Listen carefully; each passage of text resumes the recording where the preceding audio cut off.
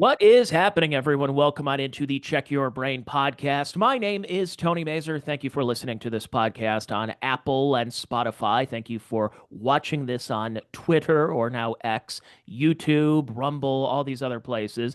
And if you want more content from me, go over to Patreon at patreon.com/Tony Mazur for as little as $3 a month and as much as $10 a month. But you can subscribe for free, get my subs up. I just can't guarantee you a lot of free content. The free content you're going to get is one podcast per week, which is the one you are listening to right now. This is the Spotify page, so go check that out if you are on other sites. It's the podcatchers. Everything kind of goes all together now, and I don't know what sites are what, if Pandora is even still a thing. So thank you. I appreciate you folks for listening to this and watching this podcast today.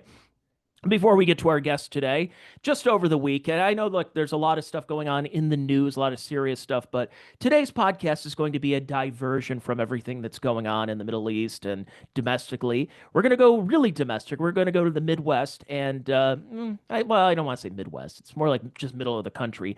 Oklahoma City, Oklahoma. They're the new champions of the NBA this year.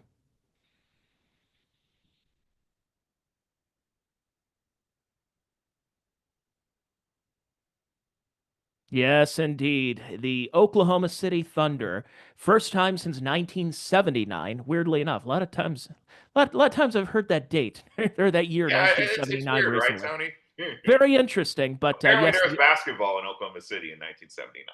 yeah, apparently, yeah, something's been going on here, but yeah, they were back in Seattle, the Supersonics with Lenny Wilkens, and that's where they won the championship, and for the first time. Although a lot of people, friends of mine in Seattle, not happy with this. A lot of people not happy with that championship, but we'll talk a little bit about it here.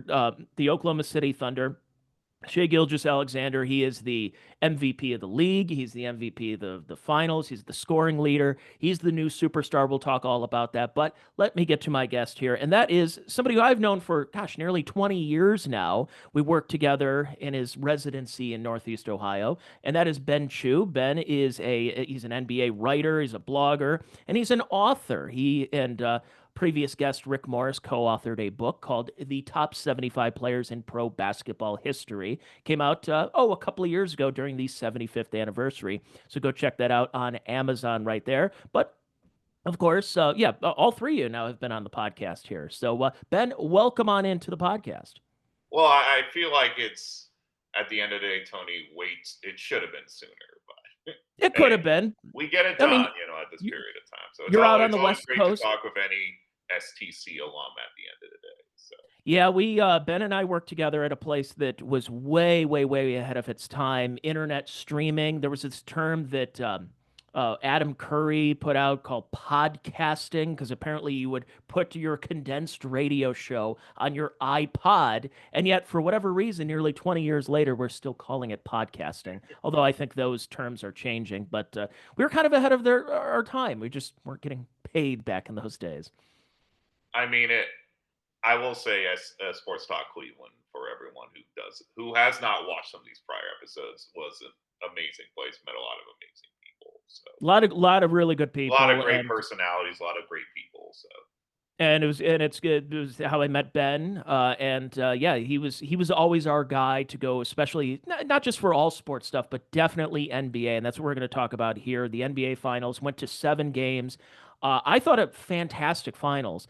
Um, you're seeing a lot of new changing of the guard, which we'll talk about as far as new superstars, new names for people to really pay attention to going forward. But 7 games, like before Game 7, there was this this hidden camera that picked up on some bus wraps that said Oklahoma City 2025 NBA champions. Apparently, that pissed off Rick Carlisle, but they just weren't able to get it together after the Halliburton injury.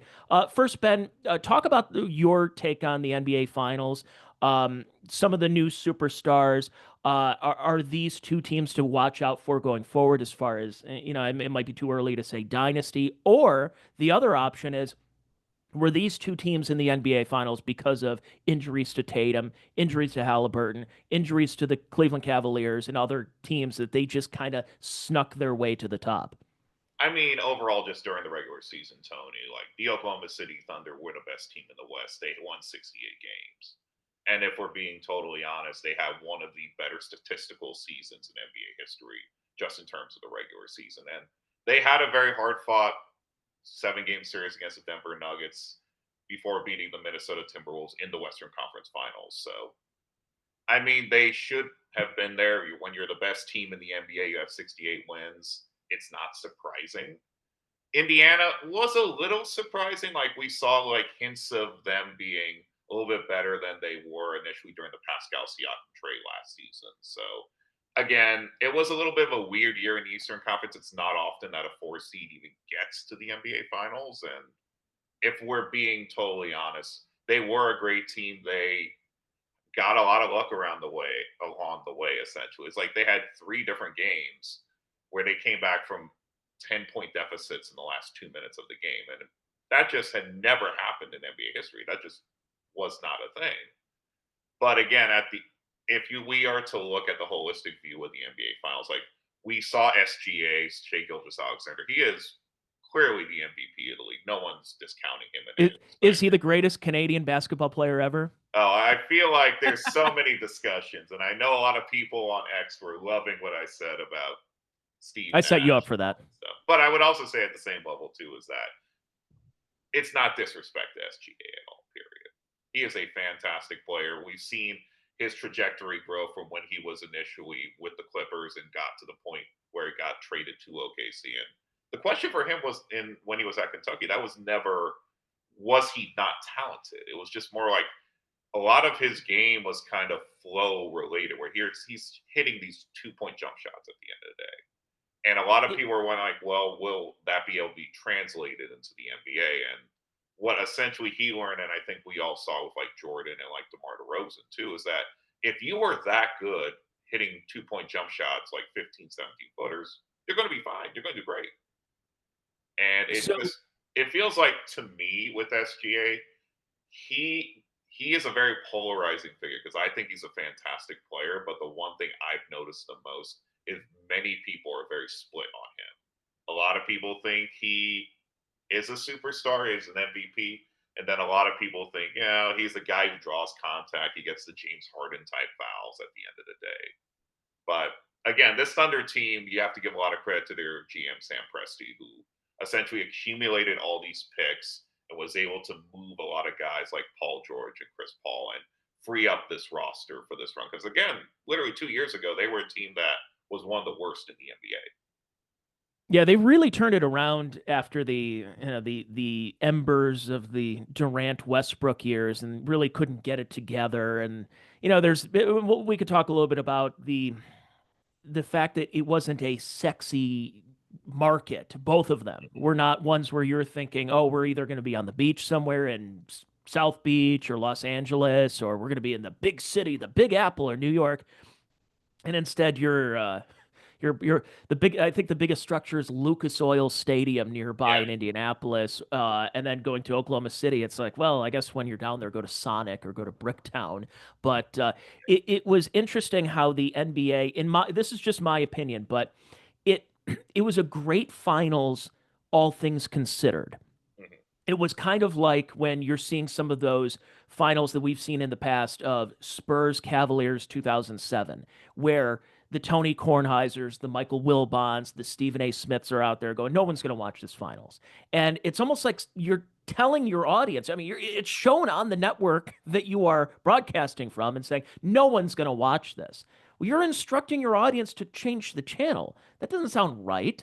And it didn't seem like there was enough buzz for a game seven. How many times we don't see a lot of game sevens that much anymore, and a pretty evenly matched series, and yet it's Monday when we're recording this, and the day after it's like, oh yeah, hey, I guess there's a parade or something, and yay.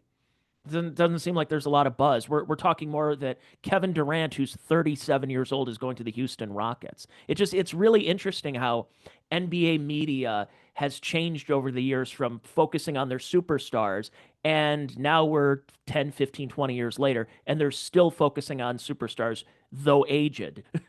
Yeah, and I find that fascinating as well because let us remember when Cleveland and OKC were essentially toe to toe trying to race for the best record in the NBA. let's be honest, there was not a lot of pub going into that game. It was treated more like these are the two top teams in both conferences. But does anyone And I really? was at that game, the one in Cleveland, where it was, Yeah, I think it was 127, 122, and yeah, my takeaway was, oh, so we just don't play defense anymore. yeah. And my thing too, just overall, is that again, ESPN and TNT, they were great partners just in general. But at the end of the day, they are entertainment brands. So we saw what happened with the Luka Doncic trade to the Lakers, and there was a high thought process of like they were at least pushing this narrative that they were trying to find a new face of the NBA. And SGA, for all his talents as a player, if you were to look at him just as a general player in the NBA, is he like? Does he do incredible slam dunks? Probably not. He's just he's a tactician. That's what he does really well.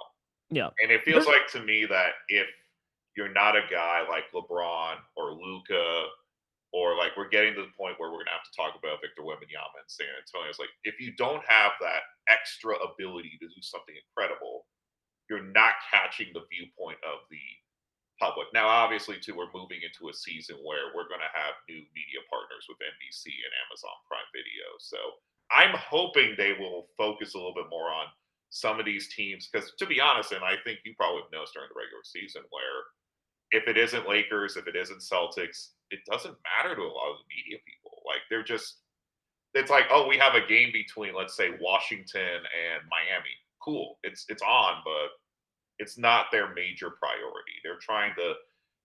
I would think at this point you would believe that at the end of the day that the league would be pushing more towards younger because they have to see this coming. Like LeBron, Curry, they're both over 38 right now, and it's just ridiculous. I don't think they do, and I Yeah, think they're making the same mistake Major League Baseball has done. And though ratings for MLB have gone up a little bit, maybe not necessarily for World Series, but I don't necessarily think it's the product on the field. It's we have other options. We're you have 162 games plus 20 something playoff games. You're getting a little bit fatigued. You're not getting the world is watching type from back when we were growing up, and even earlier than that. And I think what happened was there was a weird time when in about 2012 in Major League Baseball where you had Manny Machado, Bryce Harper, Mike Trout, some really good new crop of players. And instead, the four-letter network is like, hey, Derek Jeter and the Yankees are facing the Red Sox. Jeter's in his late hundreds at this point. I mean, outside of New York, people don't really care. Or it's the Dodgers versus the Giants, and then they flash back Branch Rickey and Walter O'Malley and all the. And I'm thinking, instead of focusing on these, either the classic teams or certain players, that why not promote guys like Trout, who, yeah, he plays for the other LA team. Why not Bryce Harper, that he's in DC? Last time I checked, Washington D.C. is a pretty big town in the United States. In fact, I think it might be the capital of the United States. And yet they just continue going on about Derek Jeter, Mariano Rivera, and other players. And I think that's what's going on now is the NBA is looking at this crop that made people during the social media age really talk about high flying dunks, Curry's half court three pointers, and of course LeBron, Durant, James Harden. And all these guys are in their late 30s or early 40s at this point, and they're just like, I can't let you go. I can't let you go. Instead of promoting SGA and promoting Edwards and others, it just seems like we're still stuck in this perennial 2010 in the NBA. yeah, and it's really kind of surprising just because I think the league has to know this is coming. And again, I understand like you want to put Laker games on TV, you want to put Golden State games on TV, Tony. Like we get it. Like Oh, yeah. they bring good ratings, but at the end of the day, too, it's like we exist in a social media age where you can be a star at any market at this period of time. So I was just more confused why the league, who knew, yes, last year OKC is the overall number one seed in the Western Conference last year. This is not a surprise. This is within range. Like this, they should have been marketing Shea and that team a little bit better than they did. And again, like it's just very similar when Cleveland went on their run earlier in the regular season. It just felt like it's a story, but it was not the premier story the NBA wanted to tell. And again, like Yeah. I think you have a very adept point with the whole discussion of 2012 Major League Baseball. A point that I was thinking about too is like we're getting to that point in the NBA where it is a little bit more regional now. And Yes. if your team is not playing most of the time, unless you're a diehard fan, unless you're watching like game after game, which I have a feeling most people aren't, most people just watch a YouTube highlight and see like what they wanted to see from that game. Well, and you and we used to do stuff when we would work on Thursdays and we'd watch TNT, and it was an event. You were Yeah. watching TNT. You wanted to hear what Charles Barkley was going to say, or if he was going to curse on the air, and they were big events at one time 15, 20, 25 years ago. And now, like you said, that it's not as the appointment television for NBA is not there. You'd rather go on YouTube, you'd rather go on TikTok or Twitter and just look through the highlights and go, hey, so and so scored this many points. Look at this dunk. Look at this buzzer beater right before halftime. And it just seems to me that I guess viewing habits have changed a lot. Baseball went, like I said, baseball has gone through this the last decade now. It seems the NBA is going through this as well, and they're always looking for that next superstar. The thing is, they have superstars they can promote, and I don't think they're doing a good enough job with it. Yeah, and I completely agree at periods of time because they want to be focused on LeBron. You want to be focused on Curry. And again, they draw the highest ratings of everything. And then it's great for them that the Knicks are now relevant with them because let's be honest, the Knicks weren't relevant for a fair amount of time in recent memory. So, but I completely agree. There are a lot of great players in this league, and even guys that we didn't even really mention right now that are coming into the league. Like we're literally like 2 days away from Cooper Flag getting drafted by Dallas. That he's going to be a guy that you can easily market around. And again, I feel like the league has this narrative where they're focusing on the top guys and then they're not giving enough. It's something I've been noticing, at least with their scheduling nationally televised. Like, if you're not the Lakers, if you're not the Celtics, if you're not the Knicks, you're going to get less games. Like, I believe this year, like both teams, Indiana and OKC, only had 24 nationally televised games. That's crazy, considering they already knew OKC was going to be a good team anyway. So I just, it's shocking. I'm hopeful that at least in a new media rights age that will be vindicated a little bit more, and there'll be more opportunities for fans to watch different teams. Because again, I felt too there's a period of times where the late game on TNT or the late game on ESPN was always Lakers or Warriors, no matter what. And I feel Yeah. like hopefully that will start to balance out a little bit better with NBC's like weekly doubleheader and Prime Video doing a lot more in terms of different games and different coverage. I remember in the late 90s, not only the Jordan effect when Jordan retired the second time, and it wasn't just Jordan, but you're starting to look around the league of Barkley couldn't stay on the court, Olajuwon was changing teams, Ewing was playing for Orlando and for Seattle for whatever reason. Which is one of the great pictures of all time is when Yeah. Patrick Ewing and Olajuwon, and one's on the Raptors with those goofy purple jerseys. But Drexler was retiring, and you were seeing the changing of that guard at that time. But I thought the NBA still tried to do a better job of promoting their stars, even if they weren't superstars. That Stephon Marbury had his own shoe deal, that Allen Iverson was the answer, and they had commercials for him, and that it's Grant Hill was around, even though it was around that time he couldn't stay on the court either. But it seemed like they were trying to recreate something, and then eventually they struck lightning in a bottle with LeBron a couple of years later. But I don't know. It seems I don't want to say it's bleak right now because again, we're talking about good players. But as far as NBA marketing, it's a drastically different landscape than it was 25 years ago. Right. And we've seen, especially during this finals, the whole discussion of NBA Twitter essentially wanting, logos on the court again. And why are we not doing player introductions before these games, even though we've done them previously? And again, I think also too, again, ESPN is a great rights partner for the NBA, but also at the end, it also kind of feels like they went through a little bit of a lull of what they're trying to figure out just in general with that organization. And it kind of, there are times like we've seen and we've mentioned this to Tony in periods of time when we were at Sports Talk. This was like the beginning of like first and 10 and around the horn, where it became a period of time where it was more about who can get their point across the loudest more instead of like what are we actually seeing. And I think it's not surprising too that now people are now engaging with more content for podcasts, for players, for coaches, and for different media personalities more than they're actually physically watching these telecasts. And we've seen it too. Like it's at least in the last 2 years, it's been readily apparent that a lot of people do not like the ESPN halftime show, period. No. And it's going to be an interesting scenario when they essentially have inside the NBA moving over from Turner. But at the end of the day, too, and it's just very fascinating how it kind of felt like ESPN did a really good job of marketing the league for a while, and then it kind of fell off post pandemic. And it's also interesting because we're in a time of the NBA where we've gone away from the super team.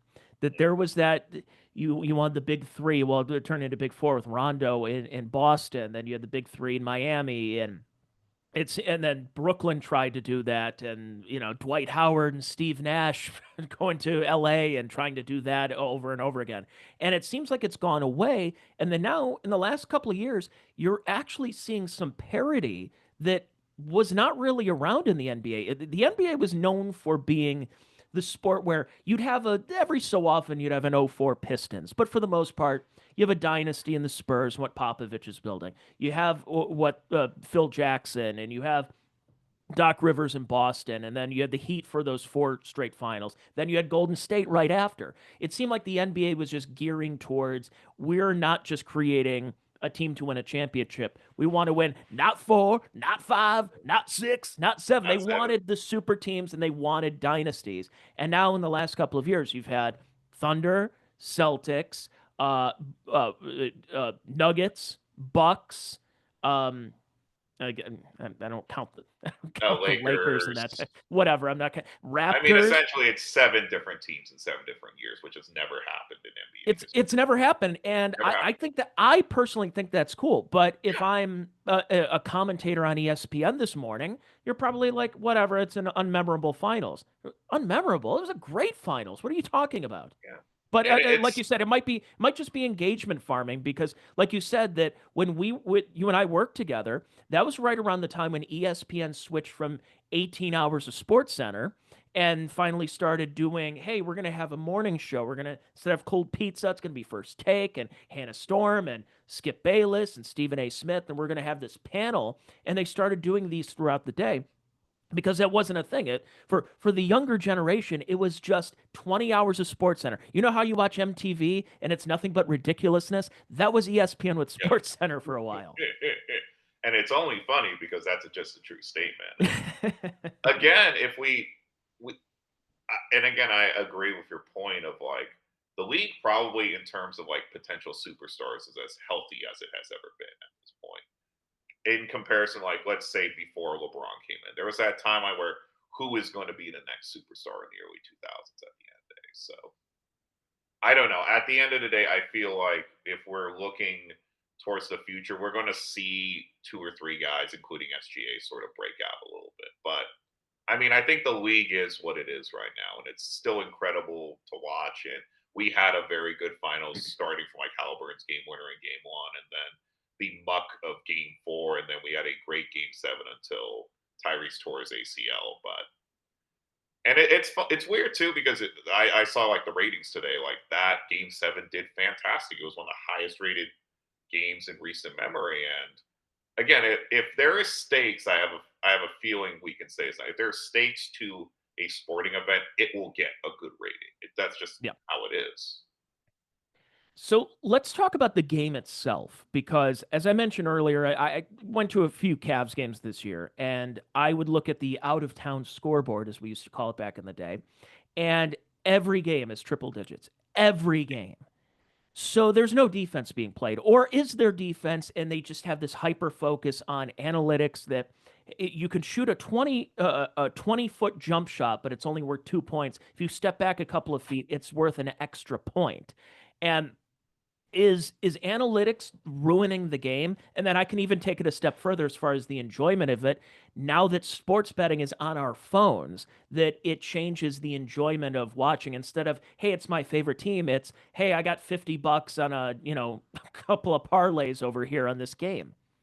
I feel like it's a little bit of everything, to be honest, is that we've also moved from the 90s, 2000s slow, tedious pace era, and we're moving more towards we're trying to spread the floor. We're trying to get as many open looks as you can. And again, we see in all sports, and we can talk about baseball and the NFL and even hockey too, where we see these generational shifts, whether it's through analytics or just assessment differences from. Again, it seems silly to think now that a lot of coaches are like, we're going to take a long two instead of taking a three, which is more points no matter what for like Yeah. feet. But I feel like what has kind of happened is there's a homogeny right now in the league, which if you like up tempo, fast paced basketball, you can totally see it and it's an enjoyable watch. But I also see a lot of people who were older NBA fans who watched the 90s, early 2000s, going into the 2010s, where I can't blame anyone from watching the game and being like, well, they're just jacking up a bunch of threes and then just trying to get dunks. So It's like a slog watching a Mike Fratello off half court offense from 1995 and watching today's games. And then you look at box scores. That one NBA Finals, is it was it 97, 98 with Utah where they scored 58 points or yeah, something ridiculous? Not in one quarter, as some teams can score 60 in a quarter. I'm talking about the entire game in a finals game, and they scored that little point to the yeah. point where Jerry Sloan's jaw dropped.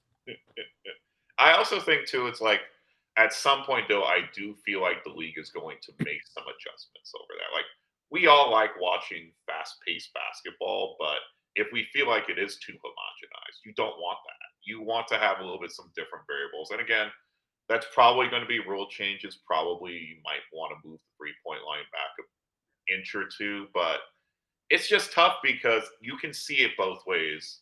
In my opinion, it's like today's game is beautiful and guys are just so better. And I think the bigger thing is that the way they spread the floor now, it's just harder to guard. I'll be honest, if you have like, I'll just use Shaq as an example. It's like if you know the ball is going to go to Shaq in the paint, you can double him, you can triple him, you can play better defense. Hack a Shack. But if they're just like, yeah, and if but in today's game, there's not a lot of guys like that because they just moved away from it. And it feels more like, again, it's just harder to guard. And I think we'll start to see defense being more of a priority. And again, too, we have to know that the current champion OKC was a top 10 defensive team in the league. It's just we tend to think that this is an offensive based league right now. And it is what it is. I personally think there's a good mix of both. And I feel like at some point there will be a head coach that is going to think like that and be like, Just guys, it feels right now that all teams are playing similar.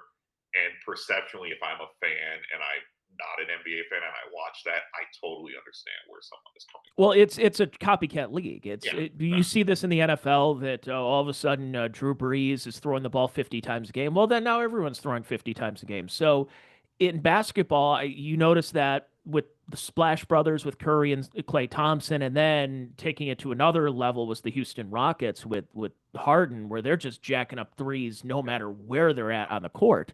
And I mean that has implications because that trickles down to the college level, and then now you're watching March Madness, and they're setting up plays for three pointers. That was never a thing. Three pointer was that was if you just so happen to be wide open, you were taking a three. Now it's we're setting it up, and why would you do? And then that goes down to all the way to high school and CYO basketball, and kids are jacking up threes. Not saying I wasn't doing that because I was a Reggie Miller fan growing up, but that's just what happens. So now you're being raised to shoot outside shots as opposed to learning the game, working on the fundamentals. Three pointers are now the fundamentals part of the game, and it's really interesting the metamorphosis of basketball. And I think also too, we have to also consider like the growth of AAU basketball in recent memory too, and just like travel teams and just it's really interesting. I've seen like discussions of like a lot of these young players who are coming out, they're not really allowed to like sort of at the end of the day sort of experiment as much as they used to. Because I would think like in the 80s and 90s when you're growing up, AAU wasn't really in existence at that time. It was just more like you played on your high school team, you played with your buddies, you were allowed to try different things. If you're in AAU, you have a coach, you have your parents, you have outside forces telling you to play like this. And at some point, it's not also surprising that now European players and foreign players like Luka Doncic, and we're going to see guys come down the line very similar to him that they play just a different style of basketball. There's just a lot more creativity at the end of the day. Why is that? I was going to ask you that because we saw that with Tony Parker with Manu Ginobili, and they And came over. They bring in the Euro step, and some of the like Jokic and Doncic that they come over and they bring this style of basketball that's creative. It's like you've never seen this before. Yet it's a rudimentary game. It's you have an orange ball, you bounce it, and you throw it into a peach basket. And yet we're finding new ways of doing it. Yet in America it kind of seems like we're falling behind, and I'm talking about just in basketball here, but it seems to me that we're kind of like on this level of Neanderthal basketball, whereas all the Europeans are coming over and everyone's like looking around, going like, Which way did he go, George? Which way did he go?" yeah, and I mean it's I wish there was like a distinct reason I could provide to respond to that, but I also feel like too is that the systems in Europe, they're going through club teams. They're playing a lot of basketball when they're much younger. They're kind of forced more into the pro setup than in comparison to America, where you're playing AU, then you're going to college, or you're going to try and play for the G League or anything on those. And I almost feel like too, there's a lot of, and I thought this point was brought up really recently. I think on the Mind the Game podcast with LeBron and Luka Doncic at one point, there was a discussion of the reason why they were both allowed to grow a little bit better was that their coaches were much more focused on trying to win games instead of trying to cultivate talent. And that's again, it seems simple, but I also feel like too we also exist in the world of YouTube and all these other things. So everyone sees all this now. In Yeah. the 90s, like when you know, like White Chocolate, Jason Williams came into the league, he was doing stuff no one was doing at that time. But Yeah, I was skip like, to my Lou and one yeah, mixtapes. same thing. Yeah, I was like, and it's really surprising that we're seeing sort of this movement from European basketball. We saw it too, like during the Olympics too. Like Serbia nearly beat a very loaded United States team, and we're going to see like a lot of these foreign players continue to evolve and grow. But I feel like too, just in terms of like youth basketball in America, it's going to get there at some point because there's going to be some coaches and some players that are going to figure out that like if we're going to try to homogenize the game, the best way you can do it is to put your skill set on a higher level than anybody Yeah. else. And again, Well, too, and also the versatility with a lot of these players that yeah, I knew the NBA was definitely changing in real time when you're seeing 7 foot guys in the 3 point contest and the point yeah, guards in the dunk contest. Because yeah, that was the real change when you're like, wait a second, Dirk Nowitzki's winning 3 point contest and Nate Robinson is in the slam. I know that was more of a novelty. It was a Spud Webb throwback, but it was interesting how it, kind of one of the big growth spurts of the game was you can't just be the goon from back in the day. I think Kendrick Perkins may have been the last of the level of he's only out there to probably get 2 technical fouls, get kicked out of the game because you put an elbow into somebody in the third quarter, and you're just only going to bring him out there to get a couple of rebounds and then knock someone on their butt. And you don't see the goons, you don't see those power forwards, the Scott Pollards of the world, the Michael Cage of the world, and now you're seeing the four guard jacking up threes all over the place, and then the point guard is facilitating and being a slasher. So, and that's been going on for about 20 years, and really has shown no signs of stopping that. no. And again, like if the league wants to change that, that's going to be real changes at the end of the day, or just growth from different coaches and just a overall different thought process. Because we saw this too in the 80s to the 90s, where we went from the Showtime Lakers and the Celtics to the Bulls of the 90s. Everyone had their own little thing. And it feels like right now the league is still trying to figure out. And we'll know too, OKC was a good 3-point shooting team during the regular season, but they don't strike me as a team that you would look on pairs like, oh, this is a 3-point shooting team.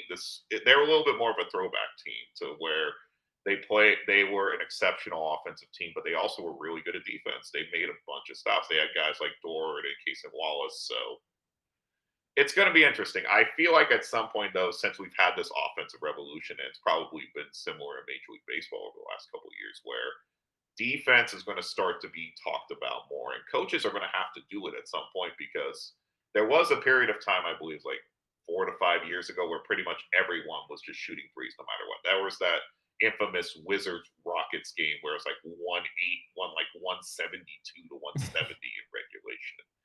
And happily, we're not in that mode anymore. But we're going to start to see teams try and probably be a little bit more intelligent in terms of how they continue to build their rosters and how they do better in terms of like the growth too of like the G League. And now we're in a world where you want a more deep roster than superstars. Essentially, you're not going to get a big three in this age, and it's going to work out just based on salary cap, etc. So you mentioned earlier about the regionalism of the NBA, and the same way when because everybody wants to compare everything to the NFL. It's an apples to oranges comparison. The NFL plays a couple of times a week. Your favorite team plays 17 games a year. So yeah, you're gonna sit at a bar and watch Jacksonville versus the Chargers game that has no implications. And even if you don't have money, you're like, well, it's football. Well, it's not the Right. case when it comes to basketball, football, even hockey. And I think there's finally a little bit of that admission that you're not going to compete against that behemoth. So you have to find ways of cultivating different markets. But as far as the markets go, you're seeing, obviously you have your Celtics, your Bulls are still around, your Lakers, your Clippers are in a new arena, but they're always still the redheaded stepchild. As far as other markets go, it just doesn't seem like whatever they're doing in Charlotte is working. That they had the Hornets, they lost them, they brought them back as the Bobcats, changed them back to the Hornets. Doesn't seem to be working for them. There's there's just other markets that you're not really seeing much movement go. Do you think that there's a potential for expansion, for relocation, or heck, even contraction in the next, let's say, 10 years? I don't think the league will ever do contraction. Like, I know in baseball that was a popular thing in the early 2000s. It's Yeah, the clear that Twins almost expansion left. talks are on the table. It was already discussed during the one of Adam Silver's final post game, oh excuse me, pre-game press conferences, that they are seriously looking at expansion, and most likely, if it does expand, there will be two West Coast teams from that. Probably But Vegas. again, the thing too, and this is a discussion that we've seen with like recently CNBC put out their sports valuation for the NBA, and right now there are a handful of teams at the bottom right now, and Memphis is one of those weird teams right now where they had success with Ja Morant. They traded Desmond Bain in the offseason to Orlando. I don't think they would be a relocation candidate right away, but it would not shock me if they try to blow that team up if it doesn't work at the end of the day in this next upcoming season. And again, like, I feel like the league, at least financially, is very healthy right now. I mean, we saw the Lakers just essentially sell for $10 billion. Like, I don't think the league is hurting for money, but there is also discussion to be had about competitive balance. Like, if we look at this upcoming season, the West is going to be loaded with 8 or 10 teams that have a chance to get to the finals, and the East is going to be about 3 to 4 teams. And But do you, I do you think that's because of geographics? Because there was that time where you can be an Eastern Conference team and be 10 games under 500 and be the seventh seed. That it's always, for whatever reason, been top heavy in the East, whereas opposed to the West, I think it seems to be more geographic. That yeah, you want to play in Phoenix because it's nice and warm there. Yeah, it's not the preferred LA location, but you'll play for the Clippers because it's LA. still LA, yeah. I mean, and it's an interesting scenario because you're also dealing with athletes who have grown up with their own different scenarios in life. And we heard the whole discussion in the timeline of like earlier in this the whole discussion that Stephen A. Smith brought up about Memphis and the murder per capita narrative. And it was just I found that kind of weird to bring up because the reason why essentially Memphis moved from Vancouver was the whole discussion was no one wanted to play in Vancouver because Yeah. it was a Canadian city. And at the end of the day, though, if I'm being totally honest, it's a very tough situation because unless you live, like I said, your team's located in a big city in a major market, it's hard to get players to go play with you unless you give them a boatload of cash.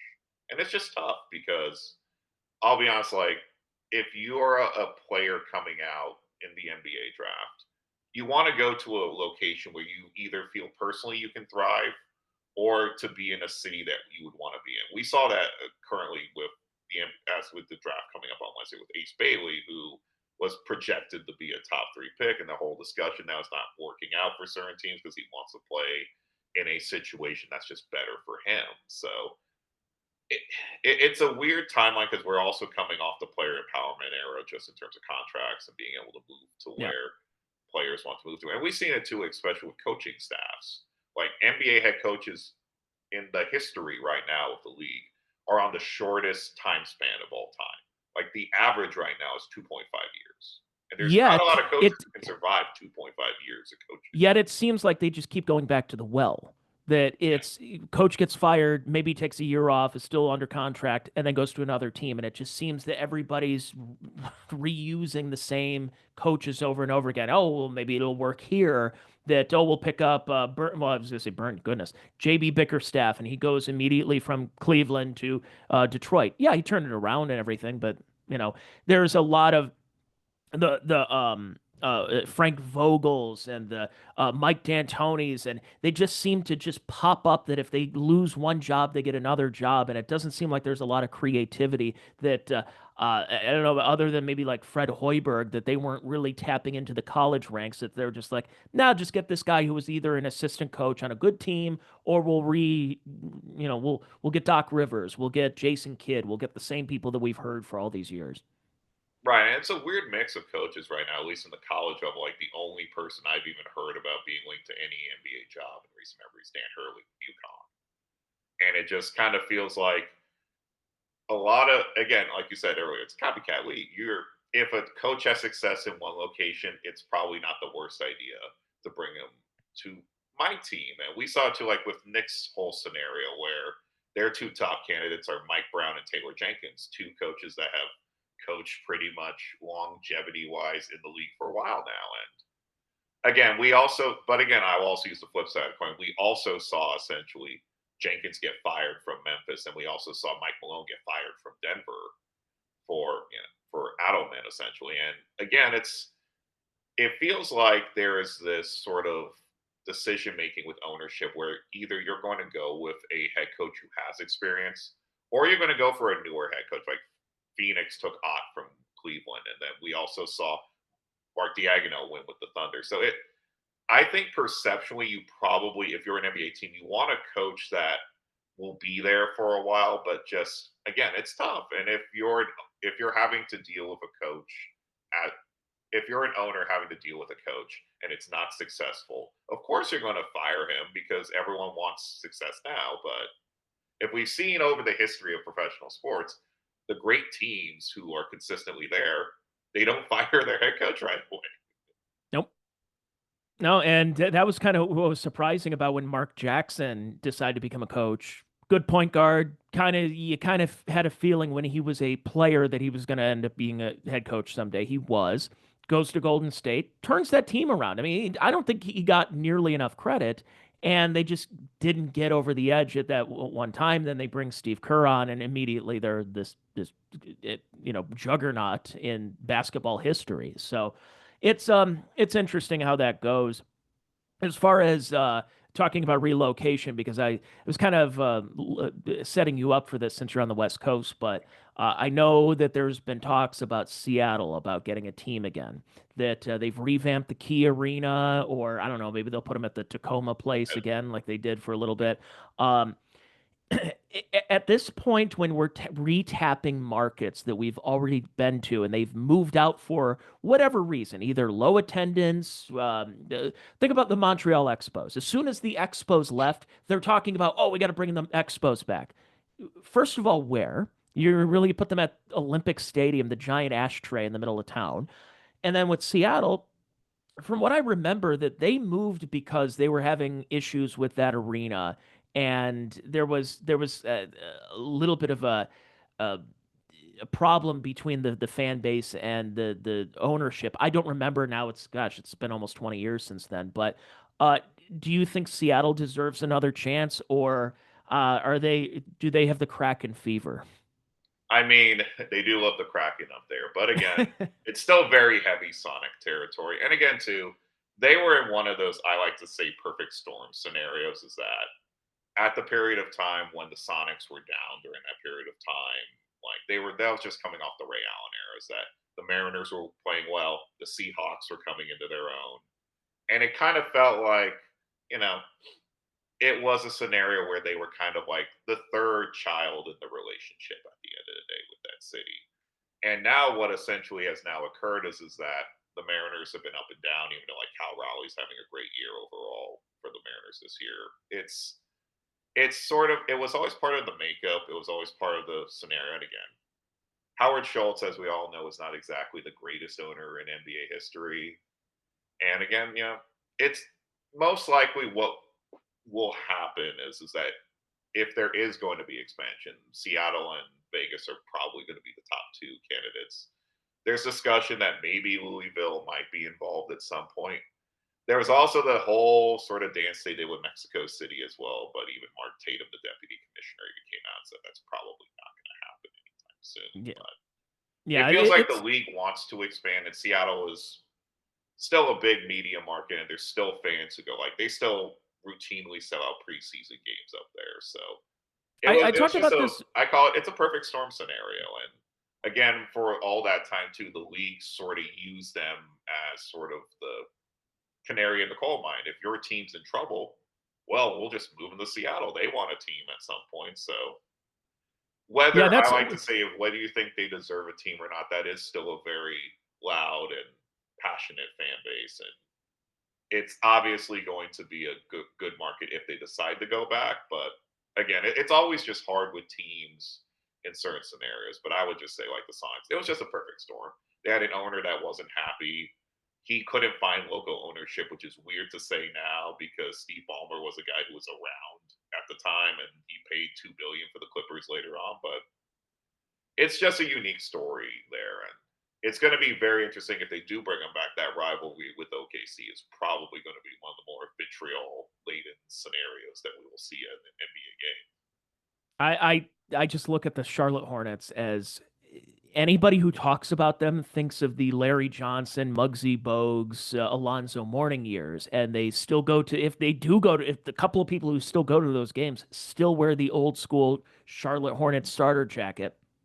And I think it's one of those that it's a team that's based on nostalgia. And I'm going, wait, hang on a second. This isn't even the same Charlotte Hornets. That team plays in New Orleans right now. And it, I would think that would be the prime candidate to move there. It seems like Seattle is the market, like what baseball is too with Montreal, is what Baltimore was for a long time in the late 80s. That if they were getting these jacked around when it came to stadium deals, and a lot of football teams were playing in the concrete donuts, the multi-purpose stadiums that had astroturf, and it was terrible. And they're like, "Oh, we hate our stadium." It's like, well, if we don't get our new stadium, we're gonna move to Baltimore because the Colts lost their team, and we'll just move them to Baltimore if we don't get this, maybe expansion or whatever. We'll go to Baltimore, and it was always that the threat to move to that different market. So every time you hear of Memphis, Charlotte, Sacramento, some of these other teams that just really don't draw. They don't draw not only don't draw fans, it just don't really draw engagement. You just don't hear from those teams very often. Even though the Kings have had a couple of better seasons of late, but still they've really been a team that's largely been irrelevant for 25 years now. Yeah, and it's just a very interesting situation with the league loves to be in single markets. I mean, it's understandable. The thought process is that if you're the only game in town, you're the only game in town, so you're going to get that fan base. But again, I mean, the whole discussion too, just to go back to the Grizzlies, was part of the reason why they left was the new owner Michael Heisley had essentially went to Price Waterhouse Cooper to do a study about where should I go, and Memphis was on the list, but looking back now, was it the best decision? Like, it maybe Nashville would have been better later on, but Hey, they had that pyramid that went to the Bass Pro Shop down there. yeah, no, yeah. To be fair, the Bass Pro Shop, at least from what I've heard, is amazing. That's right. Yes. But I will say too, though, I mean, it's tough because it was that time where the league wanted to go to places where they thought in the short term they could make money. And again, too, we never will truly know all the financial data. It's only presented to what we can see and what a lot of the big NBA media members let us know over Well, periods. because let's bring it full circle here. Is who would have thought 20 years ago that Oklahoma City would not only have an NBA team but have gone to a couple of finals and ended up winning one? Oklahoma City. When I was growing up, Oklahoma City was known for obviously one unfortunate thing, and then it was a minor league town. It was you heard that Mickey Mantle was from there, and they had that the I think the Dodgers play there, and you heard Sonic drive-ins, but you didn't really know much about Oklahoma City. And all of a sudden, when Hurricane Katrina moves the then New Orleans Hornets, and they're like, well, we got to play in some kind of market. And people really showed up for that team. But people showed up for a lot of other teams, and then they eventually start to go away as time goes on. Yet they've cultivated a nice fan base that I think may have even surprised the NBA. Because then you go over to the NHL, and their expansion in the 90s or their relocation efforts in the 90s, how have they worked out?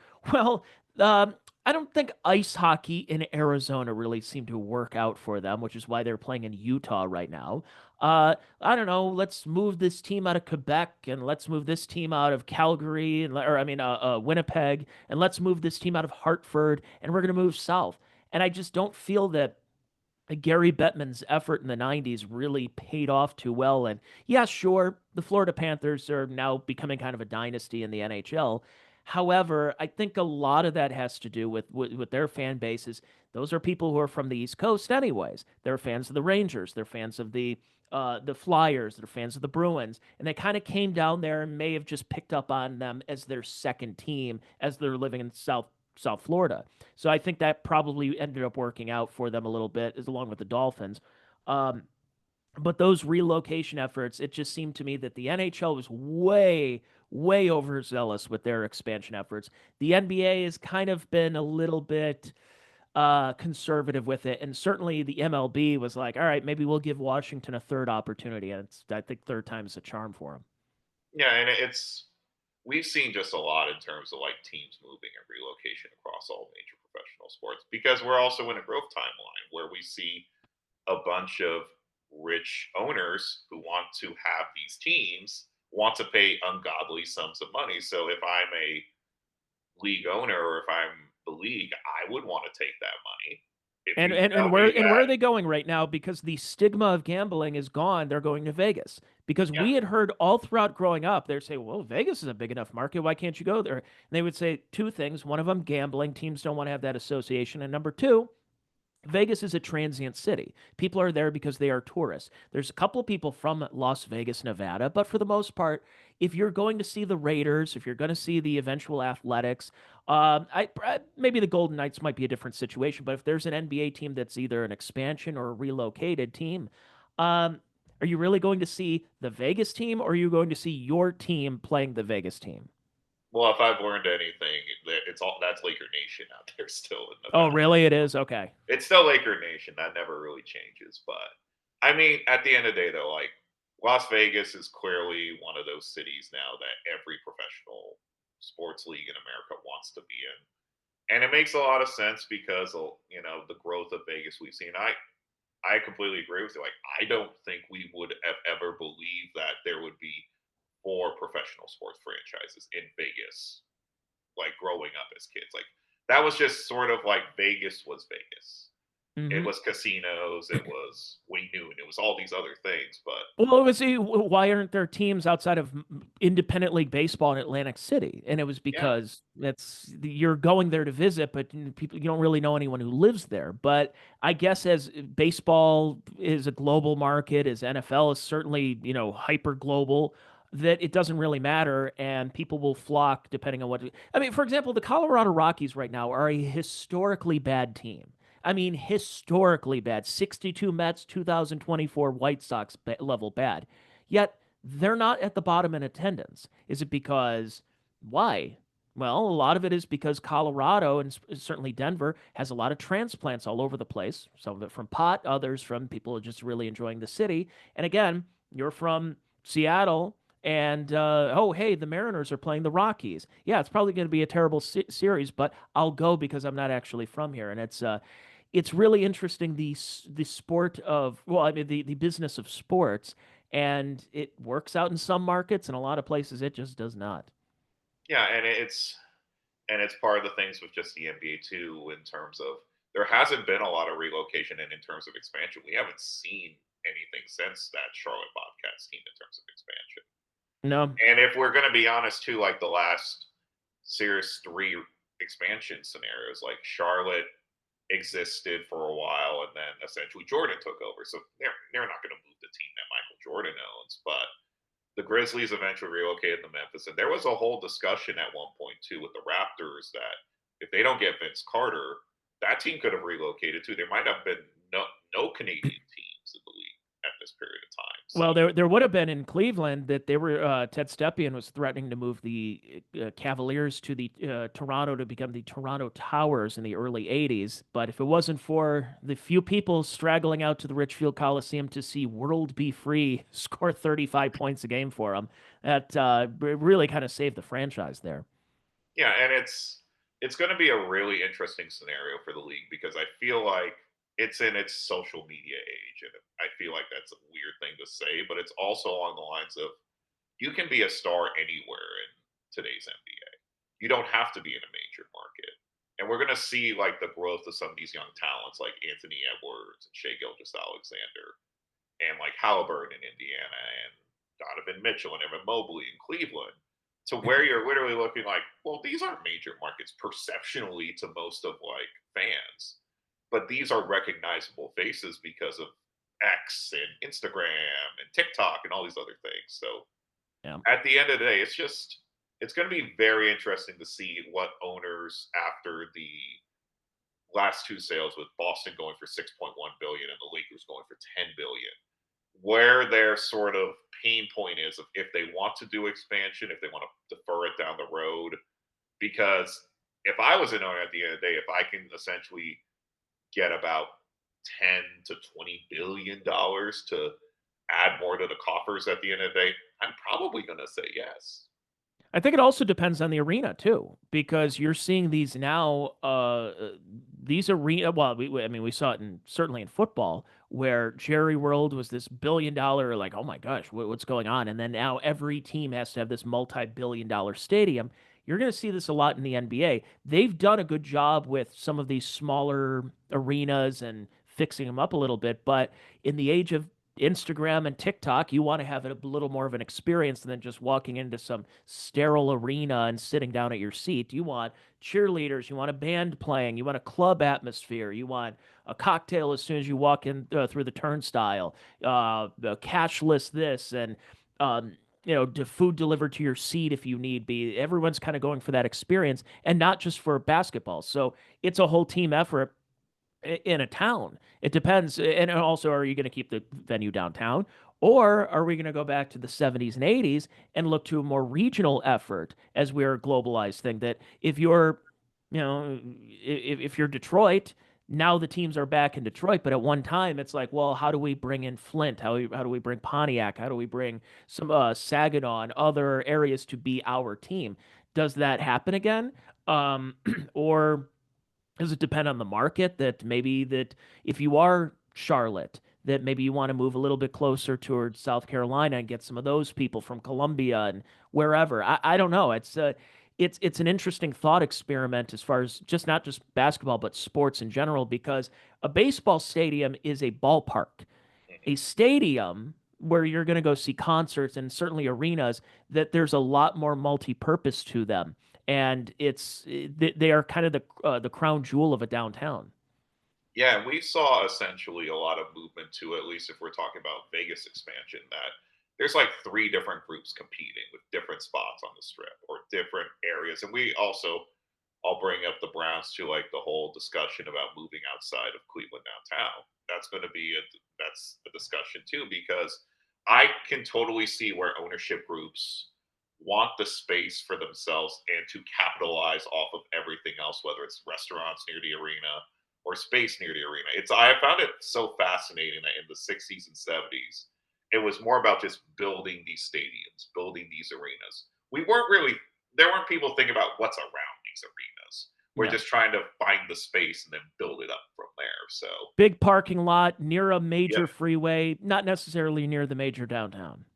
it's a completely different thought. And the whole thing with even Seattle, like the redo of Climate Pledge Arena, is that essentially all they did was just dig deeper and then just expanded the stadium from there, which was an interesting discussion of why at the time when they were trying to move the Kings to Seattle, why that wasn't initially considered. But hey, if there's an arena group that wants to try and do something, they're going to figure it out at some point. That's true. Well, hey Ben, it's been a great conversation. We're up against it, as we've said in the broadcasting business, but I want to go share this right here. This is, of course, the top 75 players in pro basketball history. Go check it out on Amazon by Ben Chu, Rick Morris, Russ Cohen. All three have been on the Check Your Brain podcast. Last thing I'll ask you about this, Sure. because the 75th anniversary and the 50th anniversary were all in Cleveland, which, of course, I think we should acknowledge that in about 22 years it should be back in Cleveland for the 100th anniversary. Um, were there a couple of players that, when you looked at the 50th anniversary, that you would be fine with knocking off when you get to 75 and then eventually 100? Or were you locking a lot of those top 50 players and moving some of the new guys who've been around since 1997? I feel like because this was a discussion at one point too, I know I had with Rick Morris, is that it's a very tough scenario because everyone has their own viewpoint at the end of the day, Tony, in terms of certain guys.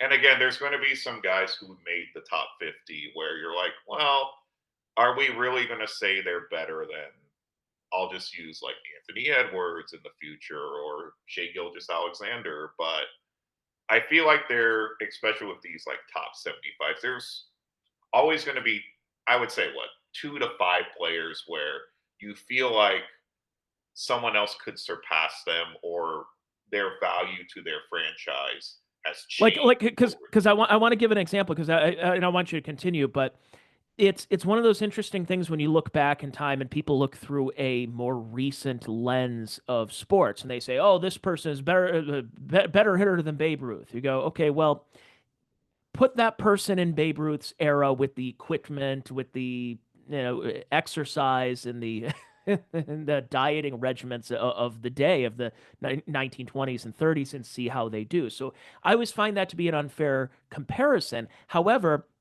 that when you start to do more current players that are still in the league. For example, I always think of one of the biggest what ifs in the NBA that I can think of was a guy like Brandon Roy. Mhm. Brandon Roy probably would have been a top 75 player based on what he was able to do. He was good on defense, create his own shot. He was an absolute rising star. And then I mean, he had the knees of a 95-year-old man. And so if you're writing something around the time when Brandon Roy's peaking, I think that's one of the concerns when you want to include a player who has massive upside, maybe won an MVP, but is he really top 75 worthy? And I would assume your thought process in doing that is you're always kind of having that in the back of your mind of not falling into that recency bias trap. Right. And I also remember too during that timeline, like there was discussions about Nikola Jokic and certain a lot of these newer stars before that book came out of like where do we slot them because we perceptionally think that they're probably going to get there. And again, too, Tony, let's just be totally honest. When you have to deal with a top 50 or a top 75, it's hard to be objective sometimes because you either have ties to certain players, or if I would say, if you're a newer fan who is trying to put together a top 75 of all time, if you never watched Kareem Abdul Jabbar or Magic, your thought process is going to be dictated by everybody else's opinions around you. So it's a hard construct, but I do feel like if we once you get to the top 100 at some point, I feel like there will probably be a general consensus. And again, too, the question we'll have to ask too is like, we are now in this modern high-paced style of offense. You're not telling me like guys like Dale Ellis or like Terrell Brandon or guys who were not like the greatest players in their era of the 80s and 90s that couldn't play today in the style of offense, more free flowing, better opportunities to get better 3-point looks at the end of the day. I mean, but then there's also some players I think would have thrived that were already in that list. I think Yeah. Larry Bird might have been the greatest basketball player because his game is what the game is now. Yeah. Fast pace. He could throw the ball down the floor. He was a big guy who could shoot from anywhere, didn't matter where. Also pretty cocky, and would have been great during the social media age of having him do post games on TikTok or something. So it is interesting when you look at it for a thought experiment of going down that rabbit hole. So yeah, let's stay in touch because I'm looking forward to the 100th greatest in another 22 years when you guys come out with that book. But hey, Ben, it was a great conversation. Great talking to you. Great seeing you again. And again, go check out Ben, the real Ben Chew, Benchew on Twitter or X now. Where else can we see all things that are Ben Chew? It's mainly on X at this time, and then of course, as you know, too, Tony, like I do a lot of work with Rick Morris, the FDH Lounge. So we do a little bit about basketball, a little about streaming and television. So if you're going to find me, those are probably the two best areas. Absolutely. Well, thank you, Ben, and thank you for the listeners and viewers of this podcast. Which, again, I'm saying podcast is strange now, Eh, but I'm an old radio guy. I do as much as I can on video, even if I'm not as comfortable with it. But you got to do what you got to do in this modern media landscape. Thank you, everybody, for watching this on all the video platforms and listening to it on the audio platforms. And again, if you want more content from me, go to patreon.com/Tony Mazur, TonyMazur. Thank you, everybody. I'll be back with you next Wednesday for another free podcast of the Check Your Brain podcast. The rest of you, I'll talk to you sometime later this week over on Patreon. Bye, everyone.